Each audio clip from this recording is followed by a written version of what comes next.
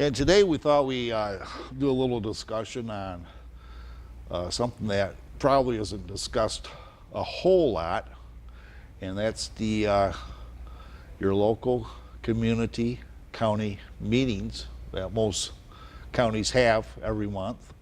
And we're gonna kind of talk a little bit about what Kent County community does in their meetings, the Kent County Commission, some of the decisions they make. And you want to start that off, Deanna?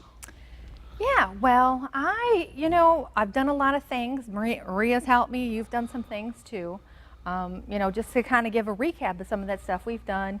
We've done marches, we've done protests, at one point in time, emailed every House of Representative and Senate in Michigan. I actually was the first person to file an impeachment request since I believe it was 1963 when it was enacted. Filed complaints with the Michigan Bar. We've been to Washington. We've been to all the Washington people that are there. And I kind of stepped back and I looked because nothing's changed. And a lot of people are still doing the same things. They're still doing all that. It's been done. I really wish people would quit. Petition drives too, that don't seem to go anywhere. Exactly, and nothing's changing. Well, I kind of took a step back and looked, and what I realized is it's our county commissioners. Now, when you go downtown and you go to the 17th Circuit Court, that is Kent County Courthouse. So what happens is the federal government, they send funding to Lansing, and Lansing disperses funding to all the counties, and all the counties disperses funding to all the cities. So our county commissioners oversee our judges. They pay our judges, and they are also the executive, judicial, and legislative branch for Kent County. And what we did go to our county commissioners at one point in time, and they said there's nothing really that they can do, that they can't really help us. But I'm learning that they can actually help us. And I think we're going to have to put a little pressure on them. Basically, by cutting the funding, I remember seeing them giving money to some of the adoption and foster care agencies. Yep. I also remember Judge Gardner was down there for a few meetings to get her family court ideas implemented and funding for that.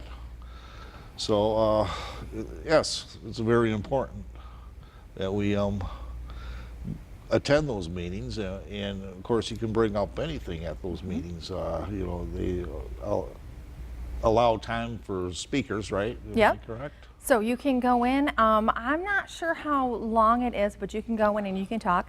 They actually record it, and you have to go on Kent County's website and you can see the recordings, and I believe you can also copy a link and put it on your Facebook page if you wanted to do something like that. Now, another thing that I've learned, speaking of Judge Gardner, is I went back and I read about the Ryan versus Ryan's case, the Tim Ryan's case. And so what happened was Kent County felt that they were losing, so they went into a private session and they settled it, and he got a amount of money, and he also had to keep quiet that he was in this meeting. And so what's happening is if you have wrongdoing at Kent County Courthouse or Department of Human Service, it's Kent County Department of Human Services, let's not forget that. It's all run under the county. And what happens if they feel that they're losing, they will take you into a private meeting and they will do a settlement, and they'll make sure that you don't talk about it. So that's why you don't hear that, people have gone to the county commissioners and they've gotten relief, or they've gotten this happen, because they make sure it's all hush hush.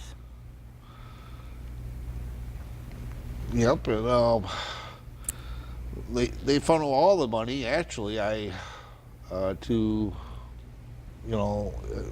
everything that goes on with the county. So I think that's a very good place to start. If you can cut off the funding, that's what you need to do. Well, and I'm not sure if it's just cutting off the funding, it's also going there and putting pressure on them. I don't feel that our county commissioners should be walking around in public and feeling safe. I think we should be putting pressure on them. I think if they're out in the public, I think we should be asking, what are you doing about family court? What are you doing about DHS?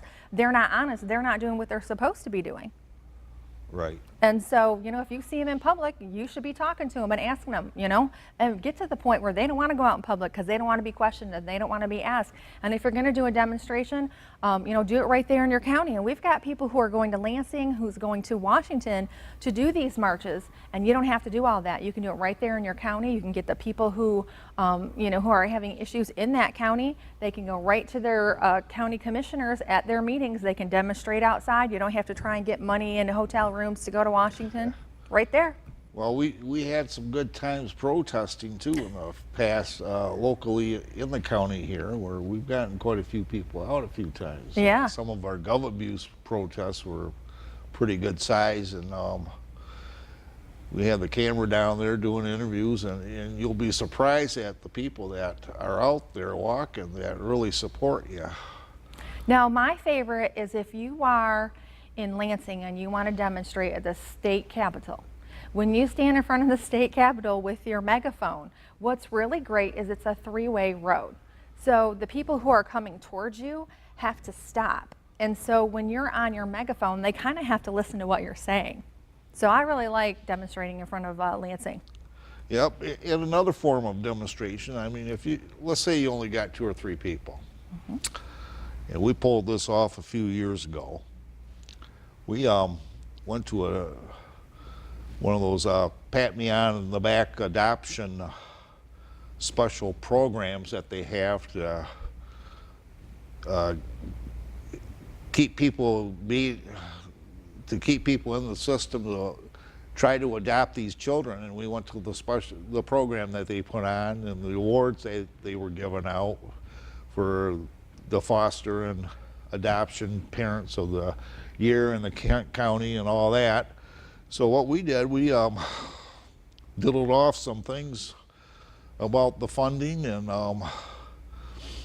about foster care, and we wrapped them up, made them, tied a little ribbon around them, and we stood on the street as people pulled their cars in, and we handed them some of our brochures. And that continued for quite a while until the director of the agency, Bethany Christian Services, kind of got wind of it, and then he came out, but we had a good time, and we actually were able to get some of this information to the people that might have been thinking about foster care or may be in foster care and never heard the other side of the story.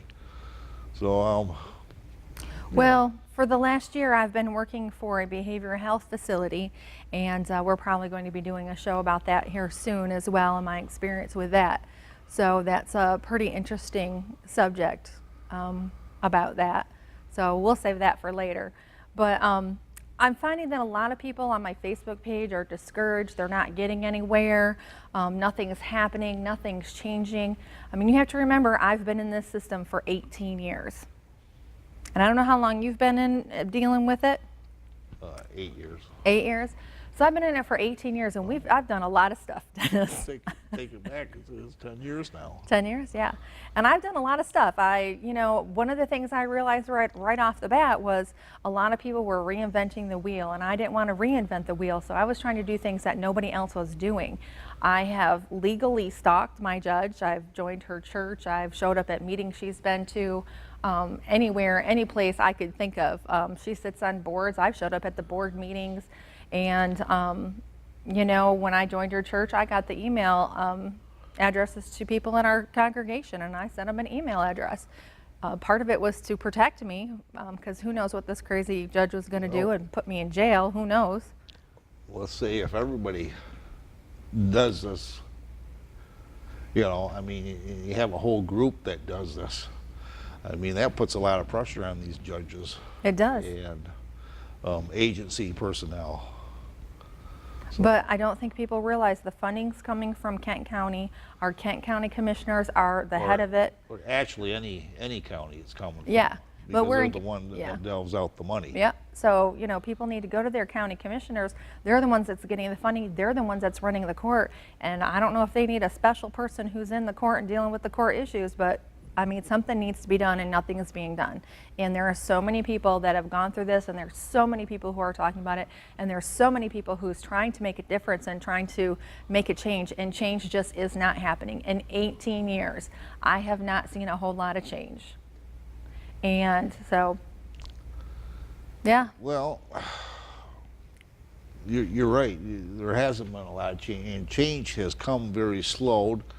I think they're doing a little bit more listening now, but I think it's because I think a lot of it has to do in our situation with I got into this because of relative placement and CPS, but I'm seeing less people that are foster care. It's like they have maxed out their foster care business, so a lot of family members are getting children now. Where Well, 8 years ago was not the case in my area anyway, as I've been dealing with CPS in the Kent County and the Ottawa area. I've noticed that there seems to be more family placement because they just could not find foster care people. well, they're removing these kids, and they've got kids sleeping in CPS offices. They've got them 2 weeks in the emergency room, is some of the things that I've been hearing. And they're saying that these children don't have a safe environment to go to, so they're taking them, but they don't have a safe place to put them. And some of the things that are going on in these behavioral health facilities is just amazing. I can't believe what I've experienced, and we'll talk about that for another show. But Yeah. the whole foster care system, I mean, I don't even understand what they're even trying to do, because it's not working, it's failing, and kids are coming out of there with more anger issues than when they went in. And you mentioned that sleeping on the floors in CPS offices. I just got word the other day. There's a foster care person that has cleaned his garage out because this is where the foster care girls going to be staying, and the agency is allowing that. So. Okay, it sounds like a little dishonest, but all right. And I mean, years ago, if I was going to say my girls were going to sleep in the garage, boy. But it's happening. I've been doing a lot of undertaking, checking things out. I know families I'm keeping an eye on, and these things are happening. I just had a mom who was in the system. They took her child 18 years ago. I want to say it was probably about 18 years. And someone had called on the child's father. It wasn't even her current child's father. It wasn't even to do with her. And they said that they didn't substantiate any abuse. And 3 months later, come knocking back on her door. And she's talking to him. And I told her, when you talk to them and you answer their questions, you are contracting with them. And I told her to stop talking to them and to start going through email, because you can't tell your attorney what you said, but an attorney can read your emails. And finally, she just continued on, and I said, look, you've done everything she's asked. You need to tell her to charge you with something or to go away and leave you alone. And then when they say the case is closed, get paperwork, photocopy that thing 20 times and frame it and put it on your living room door. So if they come to you again, pull it and say, nope, it's closed. We're done. Unless you've got a warrant, don't bother coming to my house.